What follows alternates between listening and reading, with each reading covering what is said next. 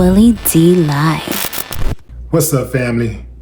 Actor Jonathan Majors confronted his childhood trauma during therapy sessions after a domestic violence program, which he was required to take after he was railroaded in 2023 for assaulting his former girlfriend, Grace Jabari.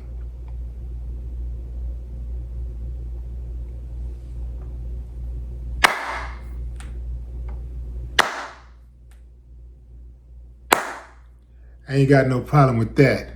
Jonathan told The Hollywood Reporter his sexual abuse began when he was just 9 years old, 1 year after his daddy left the family, explaining that his abuse came from people who were supposed to look after him in the absence of his father.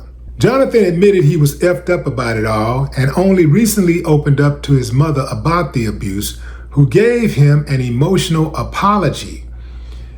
Jonathan said he told his mom it's not an issue anymore. I just thought you should know because it's part of our family story.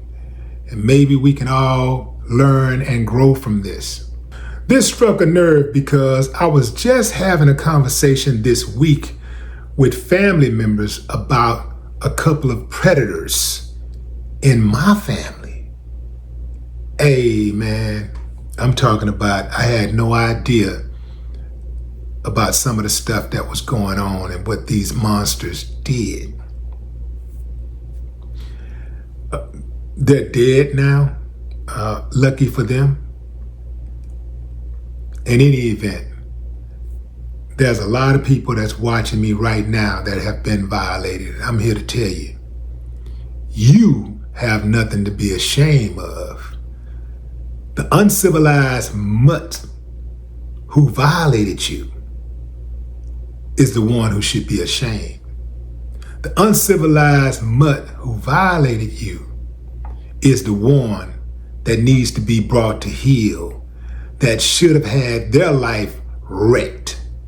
The trip part about it is they will traumatize a person for life, and they just go on through life like it's nothing, like they did nothing and hurt nobody.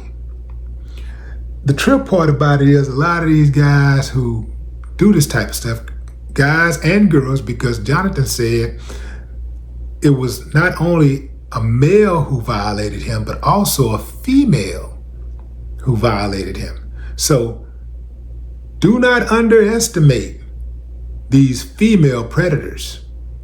They come in abundance. It's way worse than you could ever imagine. The female predators go under the radar because of societal standards, because of the way society is structured. We are taught to trust the female, but some of these females are more conniving than a man could ever be. In fact, these child sex traffickers, these human traffickers, they oftentimes use females as bait to relax their targets and then take advantage of them. They move in on, once the female get to them, they move in on them. Sometimes a female will meet another female in the club, befriend her, give her a compliment. That's one of the easiest ways to get a woman to relax her defenses, is when another woman gives her a compliment. She's used to men giving her compliments, but if a woman gives her a compliment, oh, really? Oh, thank you. Next thing you know, they're the best of friends. She just met her 10 minutes ago, but they're already the best of friends, and she already trusts her enough to watch her drink as she goes to the restroom. Yeah, she already trusts her enough to follow her to the next spot. She already trusts her enough to go to her house, to hop inside the car with her. Yeah. To sit up and drink with her in the club. The next thing you know, she wake up, the club is empty, and she's lying butt naked on a pool table. Happens way more often than you can imagine. These family predators need to be stopped and they need to be exposed. I don't give a damn if it's Uncle such and such, your brother, daddy, whoever. They need to be exposed because they are destroying lives. Even if they don't totally destroy a person's life, they take away a part of that person's innocence, their trust, that can never be replaced. It also robs people of self-esteem because they're thinking, what did I do to deserve this? Why me? See, yeah, I can't stand these type of guys. Man, give me the job, I'll do it. Give me the job, I'll drop every last one of them. I don't even need to be paid. I'll sign up to do it. That's cold-blooded, man, and that's a big thing for dude to admit because of the stigma. Now, the stigma of men being violated is kind of waning a little bit, but there's still a big stigma out there. And, you know,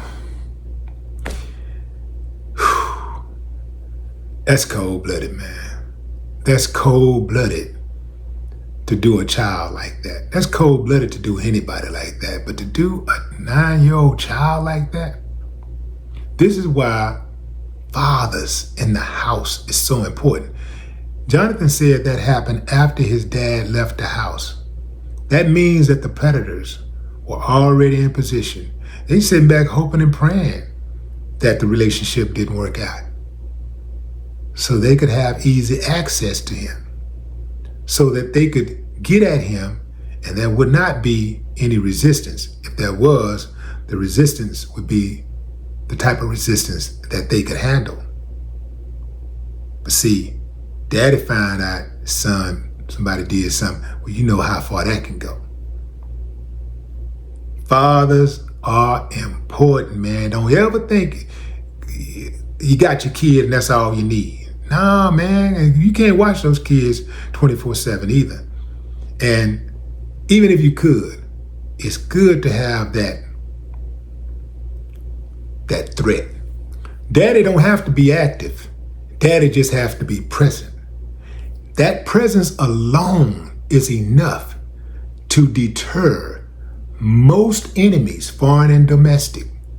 Most threats, they won't try because they know, put your hands on that child, contact is imminent. It ain't gonna be the kind of contact you want. No more talk.